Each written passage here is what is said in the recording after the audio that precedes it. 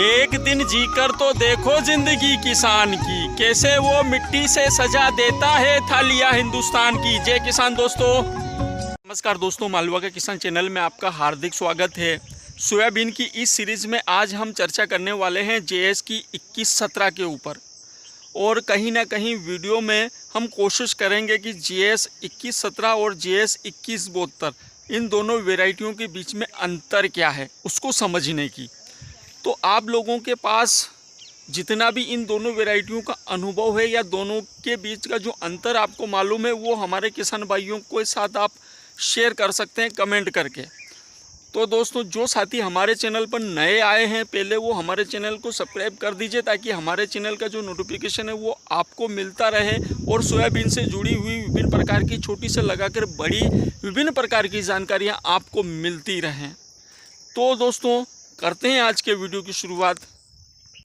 जी हाँ दोस्तों, जेएस 2117 इस वैरायटी को हम किन किन क्षेत्रों में लगा सकते हैं? तो इस वैरायटी को हम मध्य प्रदेश के सभी क्षेत्रों में लगा सकते हैं। इसके अलावा राजस्थान में, गुजरात में और उत्तर प्रदेश के बुंदेलखंड क्षेत्र में, और इसके अलावा महाराष्ट्र के विदर्भ क्षेत्र में इस वैरायटी को हम लगा सकते हैं।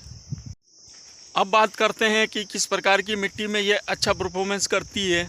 तो भारी और हल्की दोनों प्रकार की मिट्टी में इसको हम लगा सकते हैं। भारी मिट्टी में ये बड़ा अच्छा प्रदर्शन ये करके देगी आपको, हालांकि हल्की मिट्टी में भी प्रदर्शन इसका समतुल्य ही देखने को मिला है।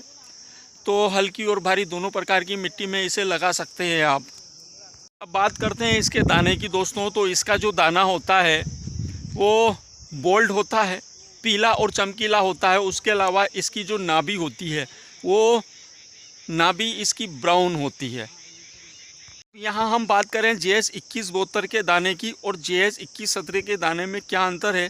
तो दोस्तों, जेएस 2172 का दाना 95-60 सोयाबीन के जैसा बड़ा है और उससे थोड़ा सा हल्का छोटा इसका जेएस 2117 का है।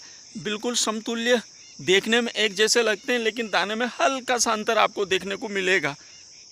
जेएस 2172 का थोड़ा सा इससे थोड़ा सा बड़ा टाइप का दिखता है, बाकी दाना सामान्य रूप से देखने में एक जैसा लगता है। दोनों का हीलियम ब्राउन है और उसके अलावा दोनों का दाना पीला और चमकीला है। तो आगे बढ़ते हैं दोस्तों। तो बात करते हैं जेएस 2117 की बीज दर की। तो जेएस 2117 की बीज दर आप लगभग बीघा की 20 किलो तक कर सकते हैं। 18 से 20 किलो बीघा की आप जेएस 2117 की बीज दर कर सकते हैं। और एकड़ की बात करें तो आप 38 से 40 किलो पर एकड़ के हिसाब, मतलब 35 से 40 के बीच में आप पर एकड़ के हिसाब से आप 2117 की बीज दर कर सकते हैं। हालांकि 2172 की बीज दर आप इतनी नहीं कर सकते हैं, क्योंकि इनकी दोनों की बीज दर में आपको थोड़ा डिफरेंस करना पड़ेगा, क्योंकि 2117 की जो हाइट है वो थोड़ी कम है, ये आड़ी नहीं गिरेगी।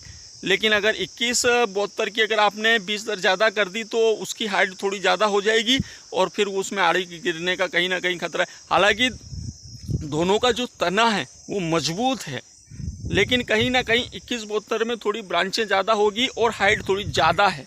उसकी वजह से दोनों की बीज दर में आप अंतर रखें।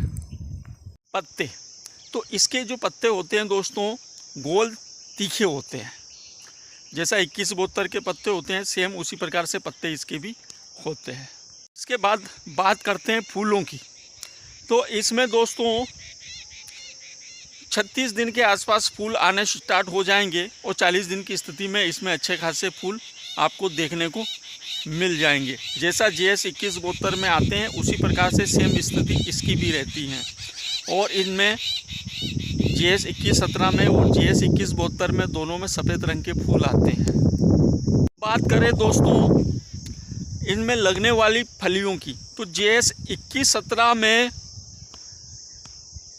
3 और 2 दाने की फलियां होती हैं और 2172 में 3 दाने की फलियां ज़्यादा होती है। इसमें 2 दाने की फलियां भी आपको देखने को मिलेगी, या मान के चलिए कि 30% या उससे थोड़ी बहुत और ज़्यादा भी हो सकती है।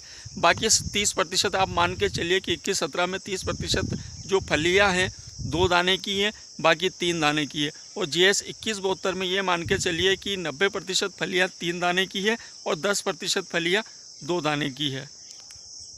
ये मेरा निजी अनुभव है जो हमने फील्ड पे अनुभव किया है दोस्तों। 21-17 पिछले साल हमने 21-17 भी हमारे बाजू के खेत में लगी थी, उसमें पूरे सत्र उसको देखा, और 21-72 मेरे खेत में लगी थी, पूरे सत्र उसको भी देखा, दोनों को कंप्रोमाइज़ किया, मतलब दोनों की तुलनाएं हमने लगभग की। तो ये चीज़ें, कुछ चीज़ें सामान्य रूप से मेरे सामने निकल के आई हैं। बाकी इन दोनों में अंतर कर पाना बहुत मुश्किल है दोस्तों, इन दोनों वैरायटियों में, क्योंकि और इनका जो मेन अंतर है दोस्तों, जो किस वजह से JS 21-17 के बाद JS 21-72 सेम वैरायटी निकाली गई है, उसको मैं आखिरी में बताऊंगा। तो आखिर तक आप वीडियो को देखते रहें। बात करें हाइट की, तो 21-17 की हाइट JS 21-72 की अपेक्षा थोड़ी कम रहती है। यहाँ पर आपको अंतर पता चल जाएगा। अगर आप चाहो तो एक कतार में JS 21-72 लगा के देख लीजिए और एक कतार में 21-17 लगा के देख लीजिए, दोनों की हाइट में अंतर होता है।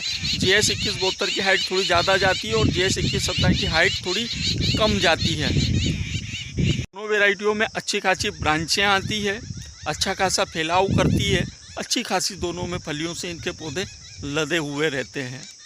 अब बात करते हैं इनकी मैच्योरिटी समय की। तो दोस्तों इन दोनों का जो मैच्योरिटी समय है लगभग सेम है। ये 95 से 100 दिन के बीच में सामान्य रूप से, अगर परिस्थितियां सामान्य रही तो इनकी कटाई 100 दिन के आसपास हो जाती है, और अगर आखिर समय तक नमी बनी रही तो 100 दिन ये क्रॉस कर जाती है। दोनों वैरायटियाँ 103, 104, 105 दिन तक ये चली जाती है कटाई के लिए, क्योंकि दोस्तों इन दोनों वैरायटियों का जो जड़ तंत्र है बहुत मजबूत है, बहुत हाई है। जड़ तंत्र मजबूत होने की वजह से कहीं ना कहीं ये थोड़ा सा, अगर नमी बनी रही तो थोड़ा सा ऊपर भी जा सकती है, मतलब 103, 104-105 दिन तक भी ये जा सकती है। अब बात करें दोस्तों उत्पादन की, तो इन दोनों वैरायटियों के अंदर अच्छा खासा उत्पादन देने की क्षमता है। JS 21-17 के हम उत्पादन की बात करें दोस्तों तो 5 से 6 कुंटल पर बीघा, और एकड़ की बात करें और 7 तक भी दम मार सकती है अगर अच्छे से की जाए। तो बाकी जो सामान्य रूप से हमारे किसान भाई करते हैं तो 5-6 या 7 तक का उत्पादन ये दे देती है। 5 का उत्पादन लगभग समतुल्य ही चलता है इसका, क्योंकि दाना बड़ा है और फलियाँ अच्छी खासी आती है, तो 5 के आसपास ये 5 या 6, 5-6 का उत्पादन ये देती रही है। दोनों अच्छी खासी वेराइटियाँ हैं, दोनों का अच्छा खासा उत्पादन है, दोनों में ज़्यादा कुछ विशेष अंतर नहीं है। लेकिन JS 21-72 की जो कह सकते हैं कि हम जनरेटिंग जो पावर है वो थोड़ी सी हाई है, कुछ थोड़ी हटके हैं, और यही विशेषता की वजह से ये उसको JS 21-17 से अलग करती है। तो दोस्तों उसको हम समझने की कोशिश करेंगे। मौसम में लगातार परिवर्तन की वजह से कभी मौसम काफ़ी हाई हो जाता था, कभी पानी की बहुत ज़्यादा खींच लग जाती है, कभी पानी बहुत ज़्यादा गिर जाता है। तो पानी की अधिकता और पानी की कमी, इन दोनों परिस्थितियों में JS 21-72 सोयाबीन अपने आप को उस अनुरूप ढालती चली जाती है। तो यही विशेषता JS 21-72 और 21-17 को अलग करती है, और इनके जो दोनों के जो जनरेटिंग पावर है उसमें ये डिफरेंस है। उसकी वजह से कहीं ना कहीं आप JS 21-72 वैरायटी को ज़्यादा उपयुक्त मान सकते हैं या ज़्यादा सेफ मान सकते हैं कि JS 21-72 वैरायटी आपको एक औसत जो उत्पादन है वो निकाल के दे सकती है। और ये पिछले सत्र में हमने फील्ड में अनुभव किया कि जब मौसम में लगातार परिवर्तन होता गया, पानी की बहुत लंबी खींच लगी, जिसमें कहीं ना कहीं जो 21-17 है उसमें थोड़ा सा डाउन देखने को मिला उत्पादन में। दोनों में परिस्थितियां समान थी, दोनों लगभग समतुल्य थी, सब कुछ समान था, लेकिन उत्पादन में दोनों में डिफरेंस हो गया। कारण था मौसम। अगर मौसम अनुकूल बना रहा तो कोई प्रॉब्लम नहीं है, JS 21-17 और JS 21-72 दोनों का उत्पादन सेम है। लेकिन अगर मौसम में गड़बड़ हुआ, मौसम अगर बहुत ज़्यादा बारिश हुई या बहुत लंबी पानी की खींच लगी, तो कहीं ना कहीं ये मान सकते हैं आप कि JS 21-17 और JS 21-72 के उत्पादन में आपको अंतर देखने को मिलेगा, जो कि हमें पिछले साल देखने को मिला।